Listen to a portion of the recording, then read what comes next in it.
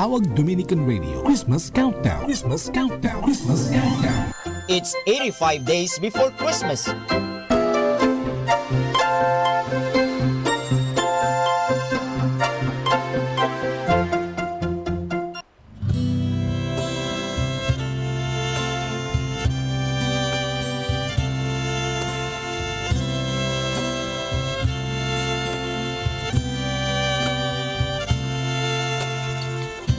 Chestnuts roasting on an open fire,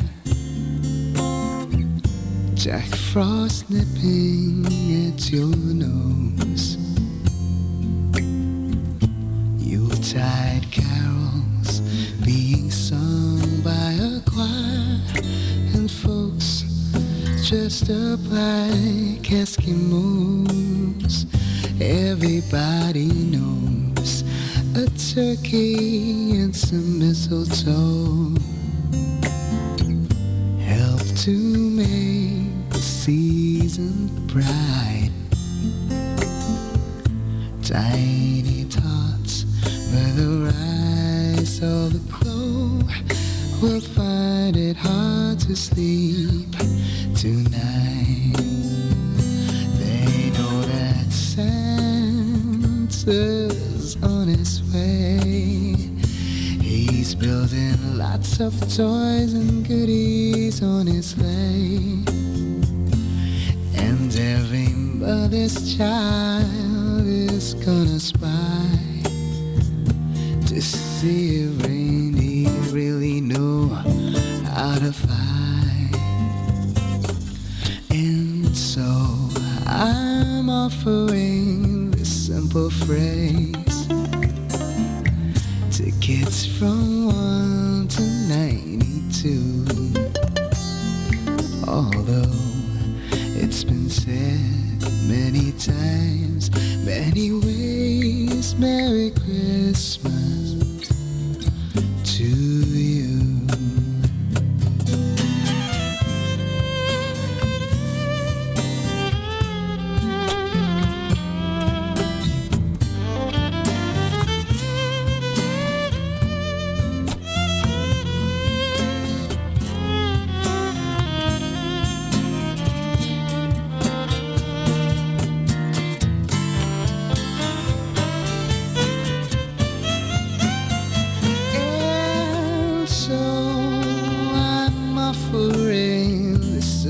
Phrase to kids from 1 to 92.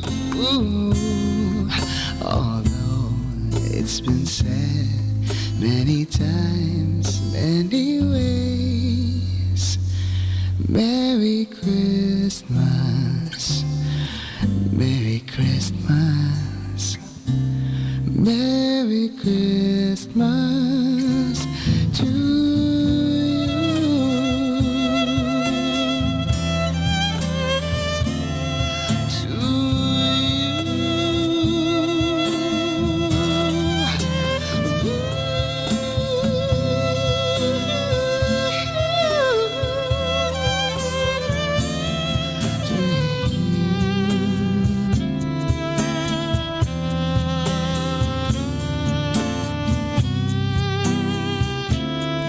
Merry Christmas to you.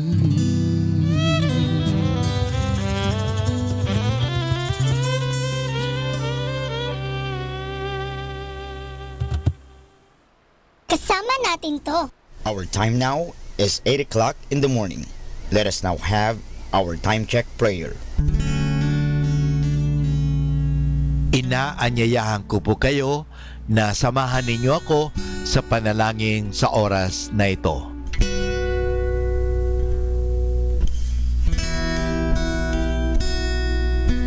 Panalangin bago mag-aral. Panginoong Yesus, Ikaw ang bukal ng liwanag at karunungan. Tanglawan mo ang iyong liwanag, ang aking isipan, upang maunawaan ko ang aking mga aralin. Bigyan mo ako ng talas ng isip upang may ang puso ko'y nagpupuri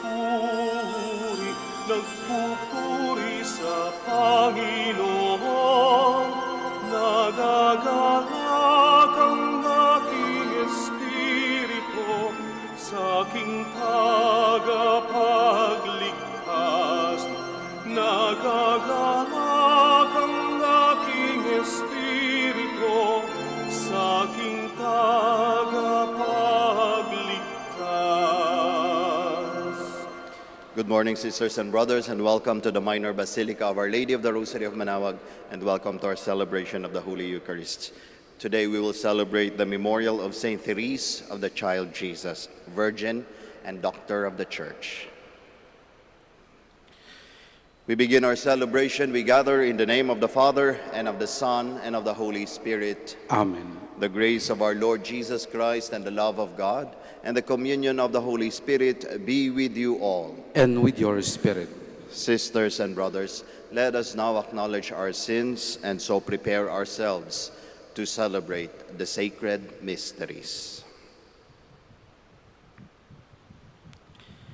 Together we say, I confess to Almighty God and to you, my brothers and sisters, that I have greatly sinned in my thoughts and in my words, in what I have done and in what I have failed to do, through my fault, through my most grievous fault. Therefore I ask Blessed Mary, ever Virgin, all the angels and saints, and you, my brothers and sisters, to pray for me to the Lord our God. May Almighty God have mercy on us, forgive us our sins, and bring us to everlasting life. Amen. Lord, have mercy. Lord, have mercy. Christ, have mercy. Christ, have mercy. Lord, have mercy. Lord, have mercy. Let us pray. O God, who open your kingdom to those who are humble and to little ones, lead us to follow trustingly in the little way of Saint Therese, so that through her intercession we may see your eternal glory. Through our Lord Jesus Christ, your Son, who lives and reigns with you in the unity of the Holy Spirit, one God, forever and ever. Amen. Please be seated. A reading from the book of Job.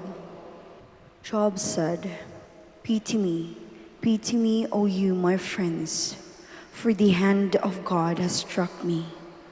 Why do you hound me as though you were divine, and insatiably prey upon me? Oh, would that my words were written down, would that they were inscribed in a record, that with an iron chisel and with lead they were caught in the rock forever.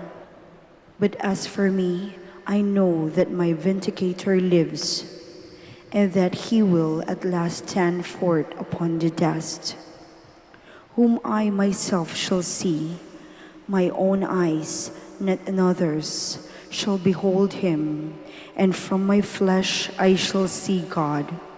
My inmost being is consumed with longing. The word of the Lord. Thanks be to God. I believe that I shall see the good things of the Lord in the land of the living. I believe that I shall see the good things of the Lord in the land of the living. Hear, O Lord, the sound of my call. Have pity on me and answer me. Of you my heart speaks, you my glance seeks. I believe that I shall see the good things of the Lord in the land of the living. Your presence, O Lord, I seek. Hide not your face from me. Do not in anger repel your servant. You are my helper. Cast me not off. I believe that I shall see the good things of the Lord in the land of the living. I believe that I shall see the bounty of the Lord in the land of the living. Wait for the Lord with courage. Be stout-hearted and wait for the Lord. I believe that I shall see the good things of the Lord in the land of the living. Please stand. Hallelujah.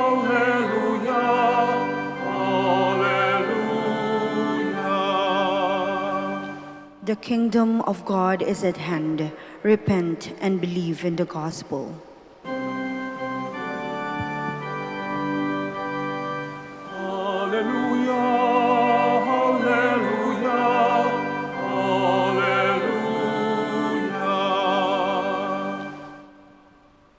The Lord be with you. And with your spirit. Reading from the Holy Gospel according to Matthew.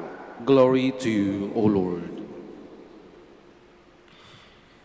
While Jesus was speaking to the crowds, his mother and his brothers appeared outside, wishing to speak with him. Someone told him, "Your mother and your brothers are standing outside, asking to speak with you." But Jesus said in reply to the one who told him, "Who is my mother? Who are my brothers?" And stretching out his hand towards his disciples, he said, "Here are my mother and my brothers. For whoever does the will of my heavenly Father is my brother and sister and mother." Brothers and sisters, the Gospel of the Lord. Praise to you, Lord Jesus Christ. Please be seated. Magandang umaga po sa ating lahat. Jesus is a very eloquent preacher. He is the preacher par excellence.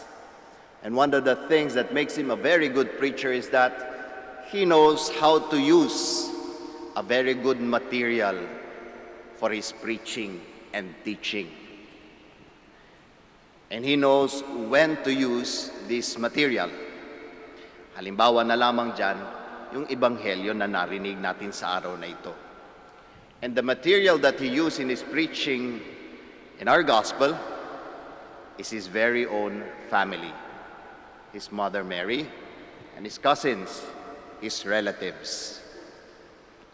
And what was the message of his preaching? Some say, sabi na nga ba, hindi talaga mahalaga si Maria para sa ating Panginoong Hesukristo. Kaya nga, parang kung marinig natin ang ating ebanghelyo sa araw na ito, parang binaliwala ng ating Panginoong Hesukristo, ang kanyang mahal na ina.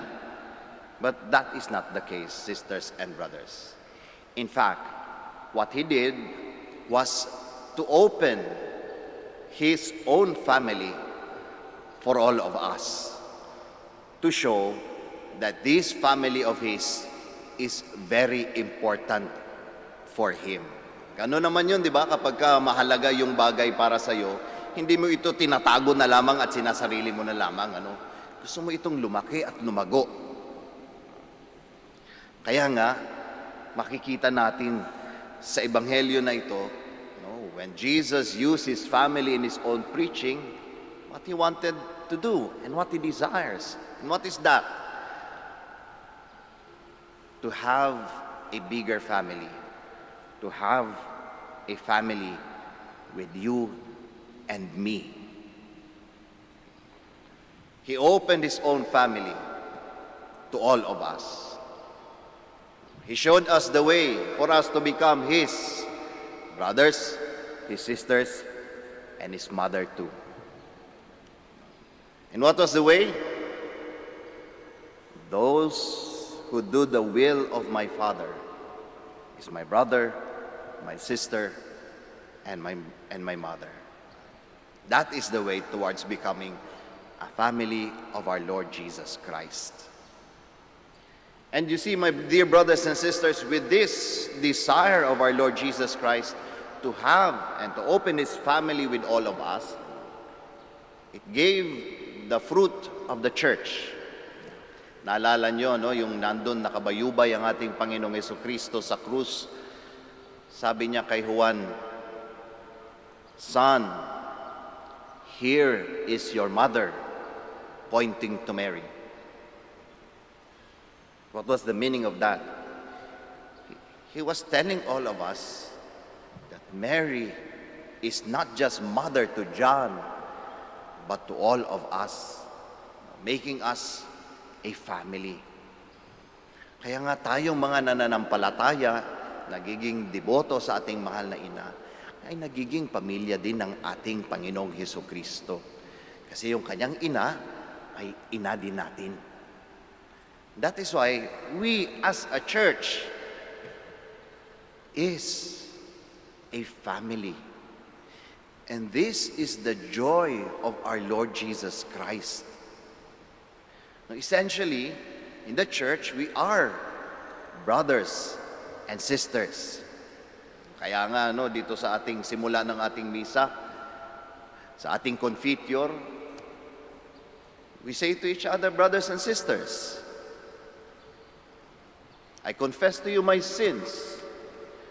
I ask for you to pray for me, brothers and sisters. Because in the church, we are a family. Now, in the time of pandemic, one of the institutions that have been deeply affected is the family, ang pamilya. Kaya nga siguro sa balita pag nakita natin, nakakalungkot na marinig yung sinasabi nila na hindi man lang nila nakita yung mahal nila sa buhay nung pumanaw dahil nagkasakit ng COVID.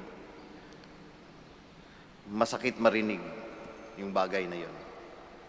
Hindi man lang sila makauwi sa kanilang mga pamilya dahil sa pandemic. Masakit na marinig yung bagay na yun. Because we are talking about a family here.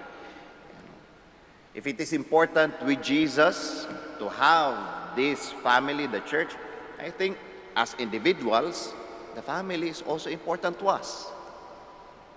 Kaya nga anything that would break us apart is something that is not acceptable to all of us. But in this manner, yung pagkakahiwa-hiwalay natin dahil dito sa dinadanas natin, meron naman tayong mga paraan para maging close ulit sa isa't isa. Kaya buti na lang meron tayong technology. Nandyan yung Facebook, nandyan yung messages natin, nandyan yung mga iba-ibang bagay na nagagamit natin para nakikita pa rin natin ang ating mga pamilya kahit papano.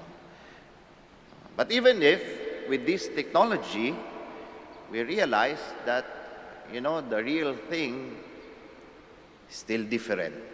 Iba pa rin talaga yung totoo, na makasama mo yung pamilya mo, na nakakausap mo face-to-face yung pamilya mo. Ito yung mga bagay-bagay na namimiss natin. Ako nga personally, sisters and brothers, namimiss ko rin talaga family ko. I am from Davao, and since last year, hindi na ako nakauwi dahil nga dito sa pandemic na ito. Sometimes you'll be thinking, kamusta na kayo si mama at papa? Hindi mo man nakikita lagi. Hindi mo naman na may message lagi. So you cannot but keep on thinking and hoping na sana magkasama-sama kami ulit. Because that is a family. And it is very much affected with what we are going through right now.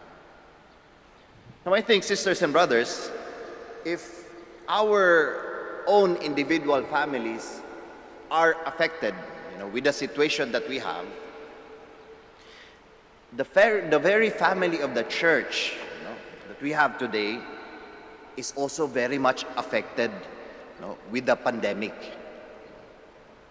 Itong dinananas natin ngayon na invisible na kaaway, hindi lamang nakaapekto sa mga sarili-sarili nating mga pamilya, sa ating mga individuals.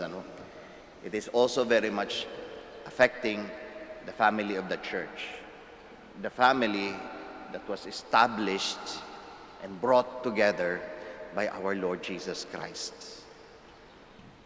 Now you see, we are asked to be distant with one another. And we understand that. We understand that. Because this is a matter of life and death. It's about our health. So we need to protect that. Kaya nga siguro ang ating simbahan naghahanap din ng paraan para makaabot din sa mga hindi makapunta sa ating dambana, sa ating simbahan. Kaya nga siguro gumagamit din ang ating simbahan ng technology to reach out to its brothers and sisters who cannot come to church. But still, we see, sabi ko nga kanina, the real thing is still different. Itong mga nakaraang araw, merong pagpupulong na ginawa sa Vatican, sa Roma. And one of the concerns that were brought out is yung concern ng future ng ating simbahan. Kasi nakikita nila na itong dinadanas nating pandemic must have an effect, especially to our religious practices and to our being Catholics. Pagdating lalong-lalo na sa reception of the sacraments, malaking effect ito. Oo, naaabot natin ang ating mga kapatid through social media, through live streaming of masses. Pero doon sa meeting nila, meron din silang kinakatakot. Baka kasi, dahil, alam nyo yun, nasanay na magsimba through live streaming, na manonood na lang ng misa. Ang fear ng mga obispo, baka hindi na bumalik sa simbahan. Nandun na lang sa bahay, manonood na lang lagi. Na baka ma-downgrade na yung importance ng ating mga sacraments sa buhay natin bilang mga anak ng Diyos. So ito yung fear. And one of the essence of our being a church, being a family, baka maapektuhan din. Essential to our Catholicism is yung love for one another, to reach out for one another. But with the situation that we have, ang fear nila baka maging comfortable na tayong kanya-kanya na lang. Wala na lang muna tayong pakialamanan. Physical distancing na lang din tayo lagi. Kasi kahit na parang nag-a-adjust tayo, mahirap na may physical distancing, in a way, meron din siyang, parang meron din siyang benefit sa atin. Meron din siyang comfort na binibigay. O, di ngayon, hindi ka na basta-basta nalalapitan ng mga asungot sa buhay mo, di ba? No? Mayroong physical distancing lagi. O ngayon, di na basta-basta nakakarinig ng mga hindi magagandang bagay. Mayroong physical distancing lagi. Hindi ka na nakakarinig ng chismis na ibubulong pa sa'yo. Di ba?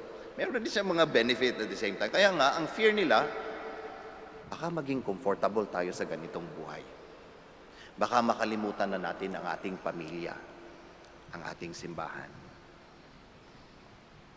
Which, sisters and brothers, was established again by our Lord Jesus Christ. And in His desire, He wanted us to become a family that is close to one another, but also at the same time, open for others to come and be part of our family. Kaya nga siguro sa araw na ito, as we face and as we see our mother, representative ng family ng ating Panginoong Jesus, sana ipagdasal natin ang ating mga pamilya. Unang-una, siyempre, na with the pandemic that we are going through, sana palagi silang ligtas, at sana palaging malusog sa iyong mga pangangatawan, sana malayo lagi sa virus. Ito yung unang idasal natin. At the same time, idasal din natin yung ating pamilyang simbahan. Sana hindi maging complacent pagdating dun sa desire na maging isa ulit. Hindi lamang sa pananampalataya, kundi sa practice ng buhay Katoliko. Sa sakramento, sa pagsisimba, sa pangungumpisal, sa pagtulong sa isa't isa. Sana yung pagiging pamilya natin buhay pa rin. Kahit na dumadaan tayo sa ganitong pagsubok. At sana, pag natapos na yung pagsubok na ito, hindi pa rin natin nakakalimutan yung ating pamilyang simbahan. Sana, pag natapos yung pandemyang ito, sama-sama tayong magsamba muli sa ating simbahan. Hindi na sana ganito, no, na may physical distancing. Sana katabi mo yung sa buhay mo, yung kapitbahay, at tayo'y masaya lagi. Kasi yung pamilya ng ating Panginoong Hesus, ang ating mahal na ina, ay buo na muli. Walang naiiwan, sama-sama sa isang tahanan. Magsitayo po tayong lahat. We now turn in prayer to the Lord of the harvest, and we pray for the needs of the church and of the world. In every petition, let our answer be, Lord, hear our prayer. Lord, hear our prayer, that all the faithful may be aware that they are called by God to spread His kingdom of peace in the world. Let us pray to the Lord. Lord, hear our prayer. That we may be more conscious of our vocation to spread the good news of salvation to the people and our neighborhood. Let us pray to the Lord. Lord, hear our prayer. That farmers who till the soil and work the land may be blessed with good weather and abundant harvest. Let us pray to the Lord. Lord, hear our prayer. That the sick and those who find life difficult may know that God cares for them through the concern of their families. Let us pray to the Lord. Lord, hear our prayer. That the faithful departed who labored in this life may obtain their heavenly reward. Let us pray to the Lord. Lord, hear our prayer. Now in the silence of our hearts, we offer our personal and our particular intentions, and we also pray for the intentions of this Mass.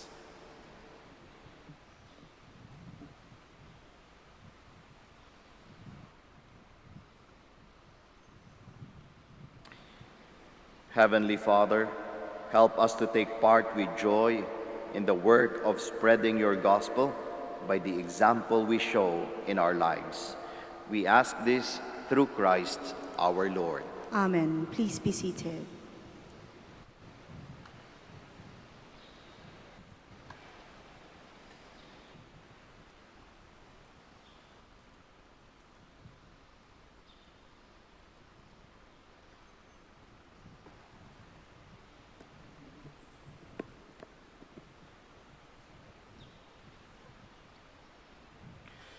Blessed are you, Lord God of all creation, for through your goodness we have received the bread we offer you, fruit of the earth and work of human hands. It will become for us the bread of life. Blessed be God forever.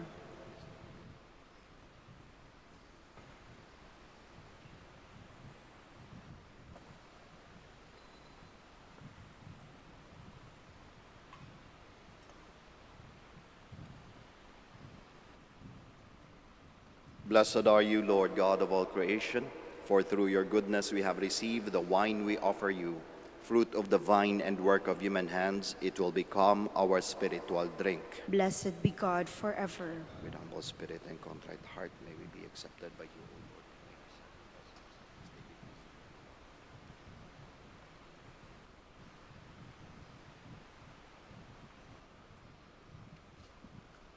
Please stand. Pray, sisters and brothers, that your sacrifice and mine may be acceptable to God, the Almighty Father. May the Lord accept the sacrifice at your hands for the praise and the glory of his name, for good and the good of all his holy church. As we proclaim your wonders in Saint Therese, O Lord, we humbly implore your majesty that as her merits were pleasing to you, so too our dutiful service may find favor in your sight. Through Christ our Lord. Amen. The Lord be with you. And with your spirit. Lift up your hearts. We lift them up to the Lord. Let us give thanks to the Lord our God. It is right and just. It is truly right and just, our duty in our salvation, always and everywhere to give you thanks, Lord, Holy Father, Almighty and eternal God. For in the saints who consecrated themselves to Christ for the sake of the kingdom of heaven, it is right to celebrate the wonders of your providence, by which you call human nature back to its original holiness and bring it to experience on this earth the gifts you promise in the new world to come. And so with all the angels and saints, we praise you as without end we acclaim.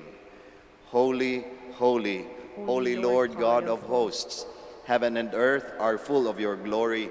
Hosanna in the highest. Blessed is he who comes in the name of the Lord. Hosanna in the highest. Please kneel. You are indeed holy, O Lord, the fount of all holiness. Make holy, therefore, these gifts, we pray, by sending down your Spirit upon them like the dew fall, so that they may become for us the body and blood of our Lord Jesus Christ. At the time he was betrayed and entered willingly into his passion, he took bread, and giving thanks, broke it, gave it to his disciples, saying, "Take this, all of you, and eat of it, for this is my body, which will be given up for you."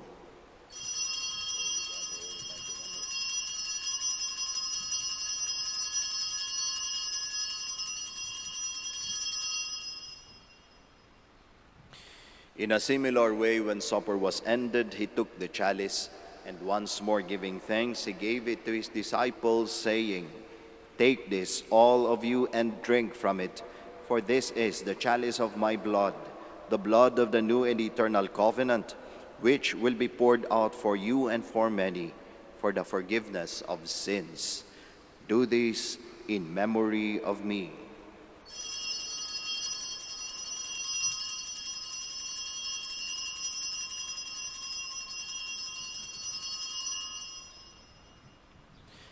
The mystery of faith. When we eat this bread and drink this cup, we proclaim your death, O Lord, until you come again. Therefore, as we celebrate the memorial of his death and resurrection, we offer you, Lord, the bread of life and the chalice of salvation, giving thanks that you have held us worthy to be in your presence and minister to you. Humbly we pray that partaking of the body and blood of Christ, we may be gathered into one by the Holy Spirit. Remember, Lord, your church spread throughout the world, and bring her to the fullness of charity, together with Francis our Pope, Socrates our Bishop, Fidelis his assistant bishop, and all the clergy. Remember also our brothers and sisters who have fallen asleep in the hope of the resurrection, and all who have died in your mercy. Welcome them into the light of your face. Have mercy on us all, we pray, that with the Blessed Virgin Mary, the Mother of God, with blessed Joseph, her spouse, with the blessed apostles, with Saint Dominic, Saint Therese, and all the saints who have pleased you throughout the ages, we may merit to be co-heirs to eternal life, and may praise and glorify you through your Son, Jesus Christ. Through him, and with him, and in him, O God, Almighty Father, in the unity of the Holy Spirit, all glory and honor is yours forever and ever. Amen. Please stand. At the Savior's command and formed by divine teaching, as one family, as brothers and sisters, we all dare to pray. Our Father, who art in heaven, hallowed be thy name. Thy kingdom come, thy will be done on earth as it is in heaven. Give us this day our daily bread, and forgive us our trespasses, as we forgive those who trespass against us. And lead us not into temptation, but deliver us from evil. Deliver us, Lord, we pray, from every evil.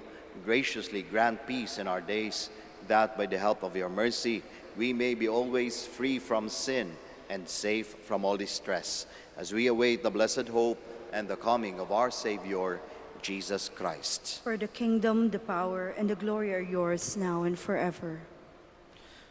Lord Jesus Christ, who said to your apostles, "Peace I leave you, my peace I give you," look not on our sins, but on the faith of your church, and graciously grant her peace and unity in accordance with your will, who live and reign forever and ever. Amen. The peace of the Lord be with you always. And with your spirit. We offer each other the sign of peace. Peace be with you, peace be with you. Lamb of God, You take away the sins of the world, have mercy on us. Lamb of God, you take away the sins of the world, have mercy on us. Lamb of God, you take away the sins of the world, grant us peace. Please kneel.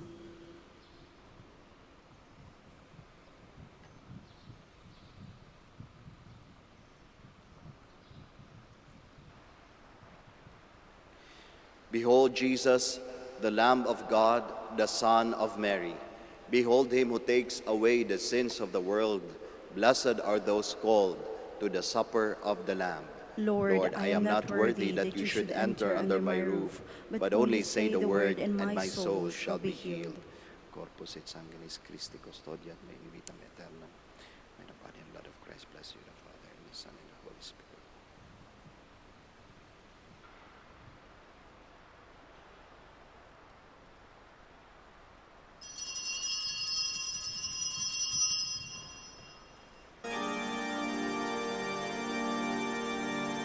Puno ka ng pag-ibig, puno ka ng pananalig, matyaga, mapagkumbaba, masikasik sa kawang gawa.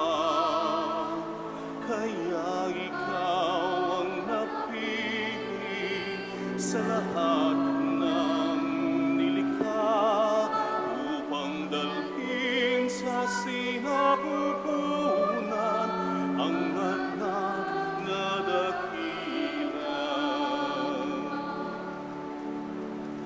Kahit noong una ika'y nagkuluhan sa balita ng anghel, di nagpatinag sa takot, bagkus ika'y sumunod.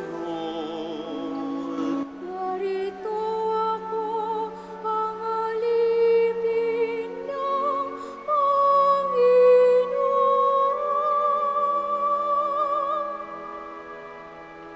Mangyari sa akin ang ayon sa iyong salita.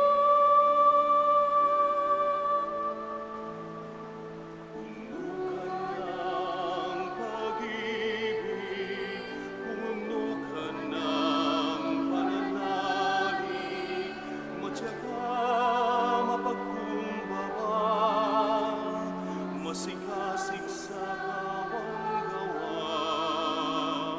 Kaya ikaw ang napili sa lahat ng nilikha upang dalhin sa sinapupunan ang anak na dakila. O Maria, mahal naming ina, turuan mo kami na tumukon din na tulad mo sa Diyos, na tumatawag sa amin at sumunod sa Kanya. Malis din sana ang takot at lubusan ng magtiwala.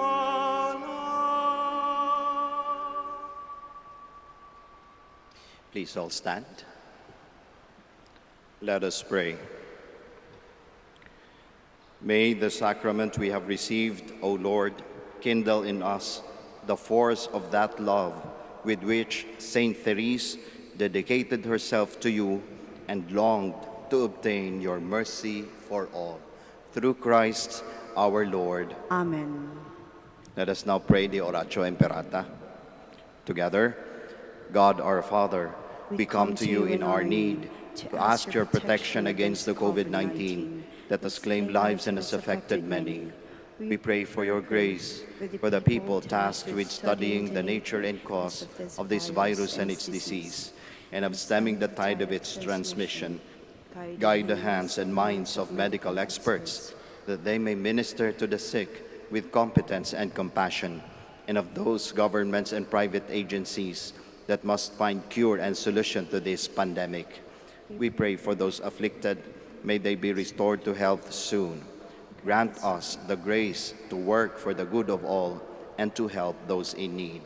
Grant this through our Lord Jesus Christ, your Son, who lives and reigns with you in the unity of the Holy Spirit, God, forever and ever. Amen. Mary, help of all Christians. Pray for us. Saint Raphael the Archangel. Pray for us. Saint Roch. Pray for us. Saint Lorenzo Ruiz. Pray for us. Saint Pedro Calungsod. Pray for us.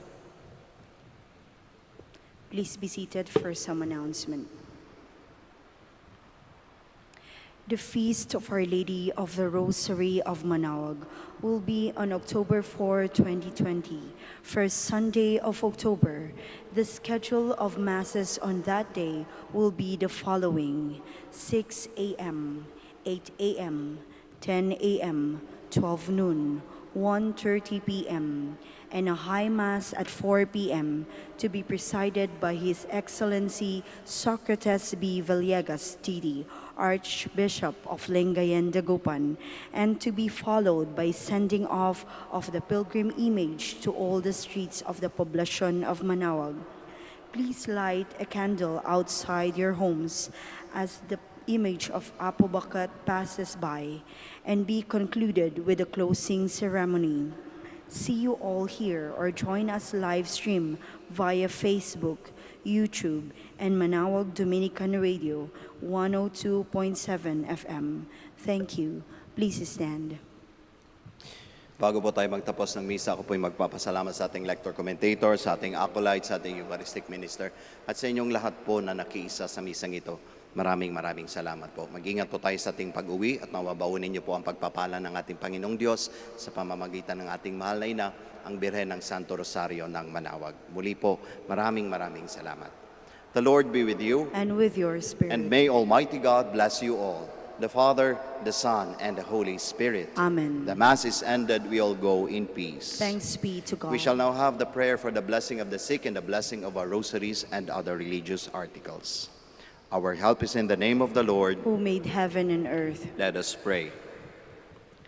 God, our Almighty Father, by your blessing you give us strength and support in our frailty. Turn with kindness towards our brothers and sisters, free them from all illness, and restore them to good health through the intercession of Our Lady of the Rosary of Manaoag, so that, in the sure knowledge of your goodness, they will gratefully bless your holy name. We ask this through Christ our Lord. Amen. In memory of the mysteries of the life, death, and resurrection of our Lord Jesus Christ, and to the honor and glory of the Blessed Virgin Mary, Mother of Christ and Mother of the Church, Our Lady of the Rosary of Manaoag, may these rosaries, images, candles, oils, and other religious articles, our devotees and pilgrims, be blessed and made holy. In the name of the Father, and of the Son, and of the Holy Spirit. Amen. Amen.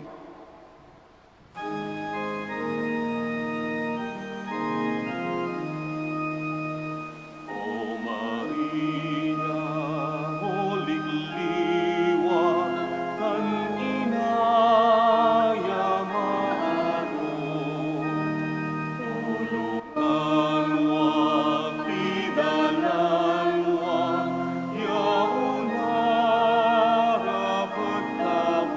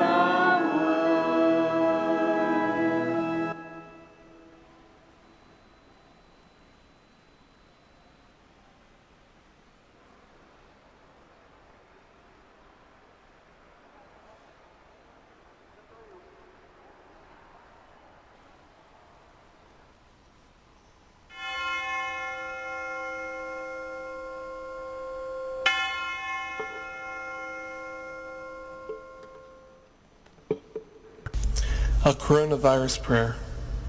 In the name of the Father, and of the Son, and of the Holy Spirit. Amen. Lord Jesus Christ, you traveled through towns and villages, curing every disease and illness.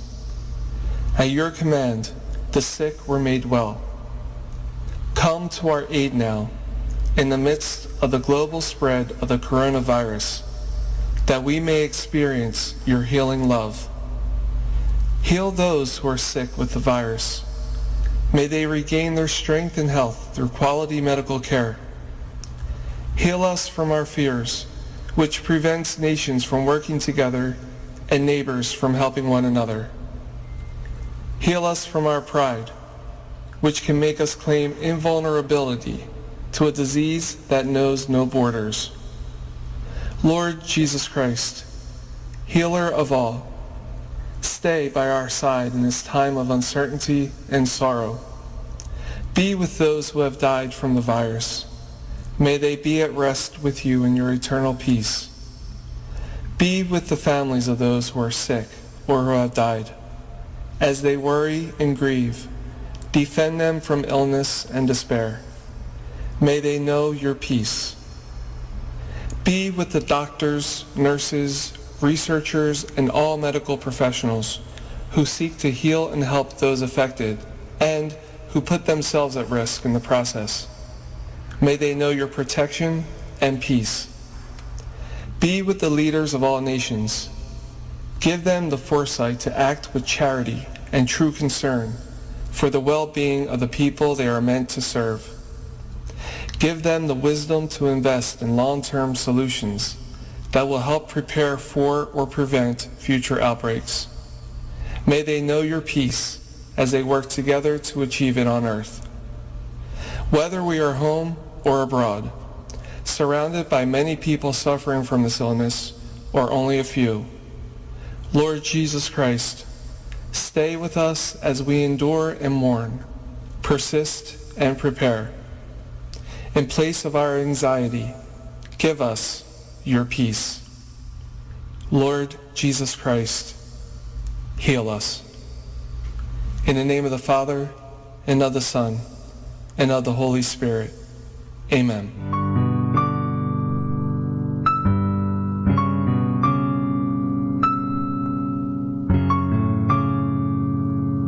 Prayer for our OFW.